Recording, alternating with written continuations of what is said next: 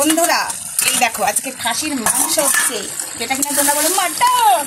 আমি মাটন বলছি না, আমি খাসির মাংস বলছি। সেটা কড়াইয়ে রান্না হচ্ছে, দেখছো? আমি সব পারি।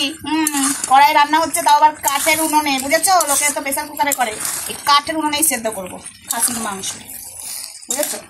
উনুনটা নিভে যাচ্ছে, তোমাদের সাথে কথা বলতে বলতে। দাঁড়াও, মা আর আমি মিলে এখানে মাংস রান্না করছি। ডিরেকশন দিচ্ছে আমার মা, আর রান্না করছি আমি, বুঝেছো? কার কার ভালো লাগছে কাঠের উনুনে মাংস রান্নার? আমার চেহারা দেখো, গরমে তো এরকমই হবে, তাই না? সব রকম অভ্যাস আছে। আর সব থেকে বড় ব্যাপার দেখো, আমাদের খিচুড়ি রান্নার উনুনটা দেখো। এবারে খিচুড়ি হয় ওই কি যেন পুজোতে, হ্যাঁ ওই অমাবস্যা কৌশাখী অমাবস্যা তারা মায়ের পুজো হয় না, তখন খিচুড়ি হয়। ওই জন্য এখানে আমরা খাসির মাংস করছি, মুরগি করছি না, বুঝেছো? কাঠের উনুনে। আর গ্যাসে মাংস টাংস হয় না আমাদের, ওই জন্য কাঠের উনুনে হয় মাংস। এই বাড়িতে গ্যাসে হয় না, কলকাতা হেঁটে ধনডাঙ্গার বাড়িতে গ্যাসে মাংস হয় না, কাঠের উনুনে হয়। এই যে আছে একজন, আছে, কাঠের উনুনে মাংস করে খেতে হবে।